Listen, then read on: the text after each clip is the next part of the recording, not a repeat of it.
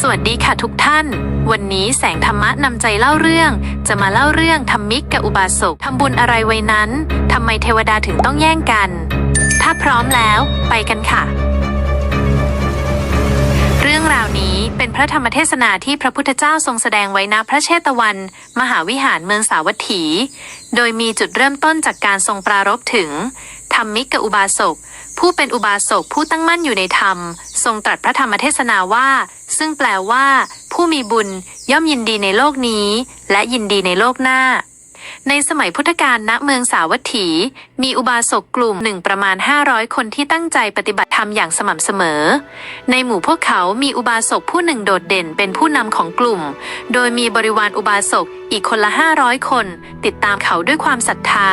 อุบาสกผู้นี้มีครอบครัวใหญ่มากเขามีบุตรชาย7คนและบุตรสาวอีก7คนแต่ละคนมีจิตศรัทธาในพระพุทธศาสนาอย่างมั่นคงจนได้ชื่อว่าเป็นบุตรที่เจริญรอยตามบิดาบุตรและธิดาเหล่านี้ต่างร่วมกันจัดเตรียมสิ่งของเพื่อถวายพระสงฆ์อย่างต่อเนื่องได้แก่ข้าวยาคูใส่บาตรอาหารตามวาระอาหารถวายในวันพระภัตตาหารสำหรับหมู่สงฆ์อาหารในวันอุโบสถอาหารสำหรับพระผู้มาเยือนอาหารสำหรับพระที่จำพรรษานอกจากบุตร14คนแล้วยังมีภรรยาของอุบาสกที่ร่วมบำเพ็ญกุศลและตัวอุบาสกเองก็มิได้ละเลยการให้ทานเลยแม้แต่น้อยรวมแล้วครอบครัวนี้ร่วมกันบำเพ็ญบุญครบถ้วนด้วยศีลสมาธิและปัญญาเวลาผ่านไปเมื่อการเวลาล่วงเลยโรคภัยมาเยือนอุบาสกเขารู้ว่าชีวิตกำลังใกล้ถึงจุดจบด้วยจิตที่สงบและยึดมั่นในคุณความดีที่สั่งสมไว้เขาละจากโลกนี้ไปโดยไม่หวั่นไหวพร้อมกับความยินดีในบุญที่ตนได้กระทำไว้แล้วจิตใจของเขายังคงเปี่ยมไปด้วยความใคร่รู้และปรารถนาจะสดับฟังธรรมจากพระศาสดาเขาจึงส่งคนไปยังสำนักของพระพุทธเจ้าพร้อมน้อมกราบทูลว่าข้าแต่พระผู้มีพระภาคเจ้าขอพระองค์ได้โปรดส่งภิกษุ8รูปหรือ16รูปมายังเรือนของข้าพระองค์เพื่อแสดงธรรมให้ข้าพระองค์ผู้เจ็บไข้ได้ฟังด้วยเถิดพระพุทธเจ้าทรงมีพระเมตตาจึงรับสั่งให้ภิกษุสงฆ์เดินทางไปยังเรือนของอุบาสกผู้นั้นเมื่อภิกษุทั้งหลายเดินทางไปถึงก็เห็นว่ามีอาสนะปูล้อมรอบเตียงของอุบาสกไว้อย่างเรียบร้อยทุกอย่างถูกจัดไว้อย่างเรียบง่ายแต่แฝงไปด้วยความเคารพอย่างลึกซึ้งอุบาสกยกมือขึ้นพนมแล้วกล่าวด้วยเสียงแผ่วเบาแต่หนักแน่นว่าข้าแต่พระคุณเจ้าทั้งหลายกระผมมีร่างกายอ่อนแอไม่สามารถเดินทางไปกราบพระศาสดาได้ด้วยตนเองโอกาสที่จะได้เห็นท่านผู้เจริญเช่นนี้เป็นสิ่งยากยิ่งสำหรับกระผมขอท่านทั้งหลายได้โปรดเมตตาสาธยายพระสูตรสักบทหนึ่งให้กระผมได้สดับเถิดภิกษุรูปหนึ่งจึงถามอย่างนุ่มนวลว่าอุบาสกท่านปรารถนาจะฟังพระสูตรใดเล่าอุบาสกตอบทันทีด้วยดวงตาเปล่งประกายแห่งศรัทธาว่าข้าพเจ้าขอฟังสติปัฏฐานสูตรพระสูตรที่พระพุทธเจ้าทุกพระองค์ไม่ทรงละเลยในการประกาศพระธรรมเมื่อได้ยินดังนั้นภิกษุทั้งหลายก็เริ่มสวดพระสูตรด้วยเสียงกังวานสงบนิ่งว่าภิกษุทั้งหลายทางนี้เป็นทางเดียวเพื่อความหมดจดแห่งสัตว์ทั้งหลายขณะนั้นเองบรรยากาศในเรือนพลันเปลี่ยนไปดุจดั่งมีแสงแห่งปัญญาอบอวลแม้ร่างกายจะทรุดโทรมแต่จิตใจกลับเปี่ยมด้วยความอิ่มเอมยิ่งกว่าครั้งใดเสียงพระสูตรยังคงดังก้องในใจของเขาเป็นดั่งเส้นทางเดียวที่จะพาเขาไปสู่ความพ้นทุกข์โดยแท้ขณะที่อุบาสกผู้หนึ่งกำลังตั้งใจฟังธรรมด้วยจิตใจแน่วแน่และสงบนิ่งท่ามกลางบรรยากาศอันเงียบสงบเสียงพระธรรมยังคงก้องอยู่ในโสตประสาทจู่ๆท้องฟ้าก็สว่างไสวขึ้นราวกับรุ่งอรุณของสวงสวรรค์รถม้าทั้ง6คันประดับประดาด้วยแก้วแหวนเงินทองอัญมณีระยิบระยับดุจแสงดาวบนฟากฟ้ารถม้าแต่ละคันเทียมด้วยม้าสินทบขนาดใหญ่สง่างามจำนวน 1,000 ตัวทอดยาวสุดสายตาถึง150โยชน์ซึ่งมาจากเทวโลกทั้ง6ชั้นบนรถม้าเหล่านั้นมีเหล่าเทวดารูปงามดั่งทองคำยืนอยู่แต่ละท่านได้ยื่นหัตถ์ออกมาเชื้อเชิญอุบาสกด้วยวาจาอันไพเราะ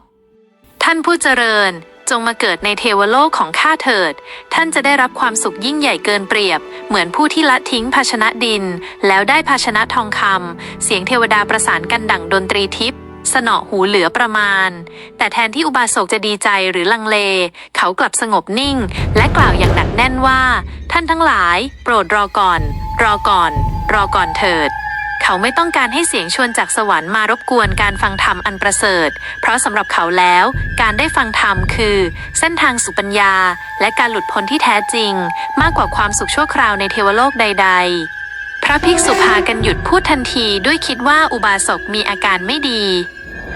ลูกๆของเขาต่างประหลาดใจเพราะรู้ว่าบิดาตนเป็นผู้ไม่เคยเบื่อหน่ายในการฟังธรรมครั้นเมื่อเห็นเช่นนั้นจึงร่ำไห้คิดในใจว่าคนที่ไม่กลัวความตายไม่มีหรอกแต่พ่อของเรากลับทำสิ่งที่ไม่คาดคิดพ่อเชิญพระมาเองแต่กลับห้ามท่านเสียเองนี่คงเป็นสัญญาณว่าท่านใกล้จะจากไปแน่แล้วพระภิกษุเหล่านั้นปรึกษากันว่าตอนนี้ไม่ใช่เวลาเหมาะแก่การแสดงธรรมแล้วจึงลุกจากอาสนะและเดินจากไปอย่างสงบ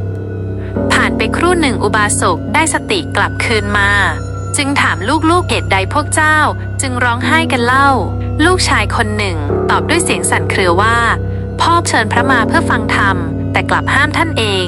เราเลยนึกกลัวคิดว่าแม้แต่พ่อของเราผู้รักธรรมยังต้องหวาดหวั่นต่อความตายเสียแล้วอุบาสกยิ้มน้อยๆแล้วถามต่อว่าแล้วพระผู้เป็นเจ้าทั้งหลายนั้นไปไหนเสียท่านลุกไปแล้วพวกท่านเห็นว่าเวลานี้ไม่เหมาะสมลูกชายตอบอุบาสกจึงอธิบายอย่างนุ่มนวลว่าพ่อไม่ได้พูดกับพระภิกษุหรอกพ่อกำลังพูดกับเหล่าเทพเจ้าต่างหากลูกๆต่างประหลาดใจถามขึ้นว่าพ่อพูดกับเทวดาแล้วพวกเขาอยู่ที่ไหนพวกเราไม่เห็นอะไรเลยอุบาสกกล่าวว่าในขณะที่พวกเราฟังธรรมอยู่นั้นเทวดาจากสวรรค์6 ชั้นได้นำรถประดับงดงามมารับพ่อพวกท่านต่างร้องขึ้นว่าขอท่านจงยินดีในเทวโลกของข้าพเจ้าพ่อจึงหันไปตอบท่านเหล่านั้นเพื่อบอกให้รู้ว่าพ่อยังไม่ตัดสินใจลูกๆยังไม่แน่ใจจึงถามอีกถ้าเป็นเช่นนั้นพ่อเห็นรถจริงหรืออยู่ที่ไหนแล้วเราจะเชื่อได้อย่างไรอุบาสกยิ้มและพูดเบาๆว่าพวงดอกไม้ที่เจ้าร้อยไว้ถวายพ่อยังอยู่ใช่ไหมถ้าเช่นนั้นจงอธิษฐานว่าขอพวงดอกไม้จงคล้องรถจากสวรรค์ชั้นดุสิตแล้วโยนขึ้นไปเถิดลูกๆจึงทำตามค่อยๆเหวี่ยงพวงดอกไม้ขึ้นสู่ท้องฟ้าด้วยจิตศรัทธาอย่างแรงกล้าท่านถามขึ้นด้วยน้ำเสียงสงบว่าเจ้าทั้งหลายเห็นพวงดอกไม้นั่นไหมลูกต่างตอบเป็นเสียงเดียวกันว่าเห็นอุบาสกจึงพูดต่ออย่างแผ่วเบาแต่หนักแน่นว่าพวงดอกไม้นั่นแขวนอยู่บนรถทิพย์ซึ่งมาจากสวรรค์ชั้นดุสิตบัดนี้พ่อจะจากไปแล้วเพื่อเดินทางสู่ภพดุสิตอย่าได้เศร้าหรือวิตกไปเลยนะลูกทั้งหลายหากพวกเจ้าปรารถนาจะได้เกิดร่วมภพเดียวกับพ่อในภายหน้าก็จงหมั่นทำบุญปฏิบัติดีปฏิบัติชอบเหมือนที่พ่อได้ทำมาเถิดเมื่อกล่าวจบท่านก็หลับตาลงอย่างสงบท่านได้ละสังขารไปโดยดำรงอยู่บนรถทิพย์ซึ่งมาจากสวรรค์ดุสิตในทันทีงดงามดั่งเทวดาทั้งตัวประดับด้วยเครื่องประดับทิพย์มีค่าน้ำหนักถึง60 เล่มเกวียนเรืองรองไปด้วยรัศมีแห่งบุญรอบกายของท่านมีเหล่านางอัปสรจำนวน 1,000 องค์ล้อมรอบร่ายรำยินดีเป็นเกียรติให้ขณะที่เหนือศีรษะของท่านปรากฏวิมานแก้วสูงใหญ่กว้างถึง25 โยชน์ลอยเด่นอยู่กลางเวหาเป็นสัญลักษณ์แห่งบุญกุศลอันยิ่งใหญ่ที่ท่านได้สั่งสมไว้ตลอดชีวิตพระศาสดาทรงถามภิกษุที่มาถึงวิหารว่าภิกษุทั้งหลายอุบาสกได้ฟังธรรมเทศนาแล้วหรือภิกษุรายหนึ่งตอบว่าฟังแล้วพระเจ้าข้าแต่ในระหว่างนั้นอุบาสกได้ถูกห้ามจากบุตรและธิดาของเขาโดยกล่าวว่าขอท่านจงรอก่อนเมื่อพวกเขาคร่ำครวญกันแล้วพวกข้าพระองค์จึงได้ปรึกษากันว่าตอนนี้ยังไม่ใช่เวลาที่เหมาะสมจึงลุกจากอาสนะและออกจากที่นั่งไปพระศาสดาจึงกล่าวว่าอุบาสกนั้นไม่ได้พูดอะไรกับบุตรและธิดาของเขาหรอกนะเพราะมีเทวดาผู้ประดับรถ6 คันจากเทวโลก6 ชั้นที่มาชักชวนให้เขาไปแต่ท่านอุบาสกไม่ต้องการให้การแสดงธรรมได้รับผลกระทบจึงตัดสินใจปฏิเสธคำชักชวนจากเทวดาเหล่านั้นภิกษุถามว่าอย่างนั้นหรือพระเจ้าข้าใช่แล้วภิกษุทั้งหลายอุบาสกนั้นยังคงมุ่งมั่นในการฟังธรรมและท่านเกิดในภพดุสิตซึ่งเป็นภพที่เทวดาอยู่ภิกษุถามต่อไปว่าข้าแต่พระองค์ผู้เจริญอุบาสกนั้นยังคงได้รับการชื่นชมจากญาติและผู้อื่นในโลกนี้ต่อไปใช่ไหมใช่แล้วภิกษุทั้งหลายผู้ที่ไม่ประมาทในการกระทำทั้งหลายจะได้รับความสุขทั้งในโลกนี้และโลกหน้า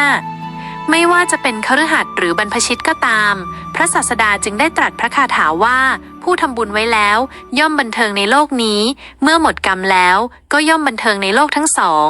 เขาเห็นผลในการจบคาถาผู้คนจำนวนมากจึงได้บรรลุเป็นพระอริยบุคคล เช่น พระโสดาบันเป็นต้น พระธรรมเทศนานี้จึงมีประโยชน์แก่มหาชน เพราะมันสอนให้รู้ว่าผู้ที่ทำดีและไม่ประมาทในชีวิต ย่อมจะมีความสุขในทุกๆด้าน ทั้งในปัจจุบันและอนาคต